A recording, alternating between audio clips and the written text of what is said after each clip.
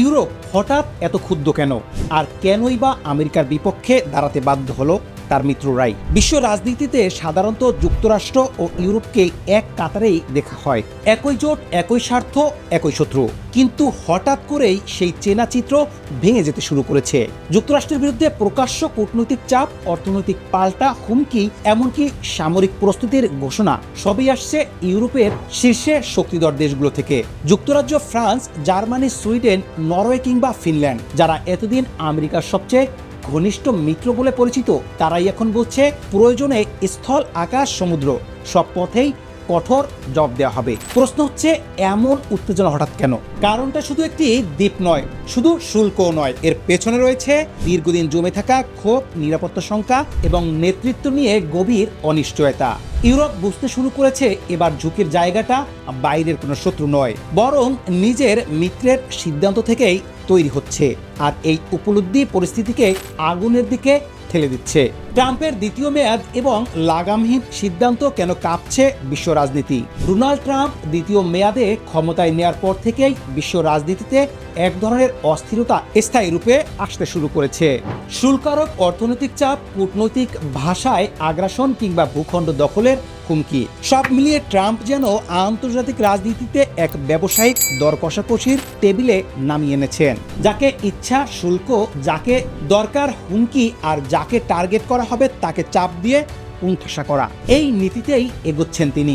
Greenland issue সেই নীতিরই সবচেয়ে ভয়ঙ্কর উদাহরণ। ডেনমার্কের স্বায়ত্তশাসিত এই ভূখণ্ডকে যুক্তরাষ্ট্রের নিরাপত্তার জন্য অত্যন্ত গুরুত্বপূর্ণ দাবি করে ট্রাম্প প্রকাশ্যেই বলেছেন গ্রিনল্যান্ডকে আমেরিকার নিয়ন্ত্রণে আনতে সহজ কিংবা কঠিন সব পথই খোলা। এখানেই ইউরোপের উদ্বেগ শুরু, কারণ এটা আর কেবল কূটনৈতিক বক্তব্য নয়, বরং শক্তির ভাষার কথা বলার স্পষ্ট ইঙ্গিত। গ্রিনল্যান্ড শুধু পৃথিবীর সবচেয়ে বড় দ্বীপই নয়, এটি আর্কটিক অঞ্চলের কেন্দ্রবিন্দু, যেখানে ভবিষ্যতে সামরিক ও অর্থনৈতিক প্রতিযোগিতা সবচেয়ে তীব্র হবে। ক্ষেপণাস্ত্র, আগাম সতর্ক ব্যবস্থা, আকাশ ও নৌ চলাচল নজরদারি, উত্তর আমেরিকা ও ইউরোপের সংযোগ, সবকিছুর জন্যই এই অঞ্চল কৌশলগতভাবে অমূল্য। যুক্তরাষ্ট্র দীর্ঘদিন ধরেই সেখানে সামরিক উপস্থিতি রেখেছে। দ্বিতীয় বিশ্বযুদ্ধের পর থেকে পিকফিক ঘাঁটিতে মার্কিন সেনা মোতায়েন আছে, অবকাঠামো অনেক শক্ত। কিন্তু এবার বিষয়টা সামরিক উপস্থিতিতেই সীমাবদ্ধ নেই, এবার সরাসরি মালিকানার প্রশ্ন তুলেছে ট্রাম্প। আর এই জায়গাতেই ইউরোপ বুঝে যায় এটা শুধু ডেনমার্কের সমস্যা নয়, পুরো ইউরোপের নিরাপত্তা কাঠামোর জন্য বড় হুমকি। গ্রিনল্যান্ড দখলের বিরোধিতা করায় ট্রাম্প যে পথটা বেছে নিয়েছেন সেটা ইউরোপকে একজোট করে ফেলেছে। ডেনমার্ক সহ 8টি ইউরোপীয় দেশের উপর অতিরিক্ত শুল্ক আরোপের ঘোষণা দিয়ে তিনি স্পষ্ট করে দিয়েছেন এই চাপ কোনো আলোচনার কৌশল নয়, বরং এক ধরনের অর্থনৈতিক শাস্তি। Denmark, Norway, Sweden, France, Germany, যুক্তরাজ্য, নেদারল্যান্ডস এবং ফিনল্যান্ডের পণ্যের উপর 10% অতিরিক্ত শুল্ক আরোপ এবং জুন থেকে তা 25% উন্নীত। এটি ইউরোপের কাছে সরাসরি ব্ল্যাকমেইল বলেই ধরা দিয়েছে। আরও ভয়ঙ্কর বিষয় হলো ট্রাম্প স্পষ্ট জানিয়ে দিয়েছেন গ্রিনল্যান্ড বিক্রির চুক্তি সম্পূর্ণ না হওয়া পর্যন্ত এই শুল্ক বহাল থাকবে। এখানে ইউরোপীয় নেতারা বুঝেছেন আজ যদি গ্রিনল্যান্ড নিয়ে এমন চাপ দেওয়া হয়, কাল অন্য কোনো ইস্যুতে একই কৌশল ব্যবহার করা হতে পারে। তাই যুক্তরাজ্যের প্রধানমন্ত্রী কিয়ার স্টারমার এটাকে সম্পূর্ণ ভুল সিদ্ধান্ত বলে আখ্যা দিয়েছেন। ফ্রান্সের প্রেসিডেন্ট ইমানুয়েল ম্যাক্রো স্পষ্ট জানিয়ে দিয়েছেন ভীতি প্রদর্শনে ইউরোপ দমবে না। আর সুইডেনের প্রধানমন্ত্রী একে সরাসরি ব্ল্যাকমেইল বলে উল্লেখ করেছেন। ইউরোপীয় কাউন্সিলের বক্তব্য আরো পরিষ্কার, আন্তর্জাতিক আইন ও সার্বভৌমত্বের প্রশ্নে ইউরোপ পিছু হাঁটবে না। এই প্রতিক্রিয়াগুলো শুধু কূটনৈতিক ভাষা নয়, বরং দীর্ঘদিনের ক্ষোভের বহিঃপ্রকাশ। কারণ ইউরোপ বুঝতে শুরু করেছে যে যুক্তরাষ্ট্রের নেতৃত্বে থাকা জোটে তাদের নিরাপত্তা আর সম্মানের ভারসাম্য নষ্ট হয়ে যাচ্ছে। সবচেয়ে উদ্বেগজনক বিষয় হলো এই উত্তেজনা এখন শুধু বাণিজ্য বা কূটনীতিতে সীমাবদ্ধ নয়, সামরিক প্রস্তুতির দিকেও গড়াচ্ছে।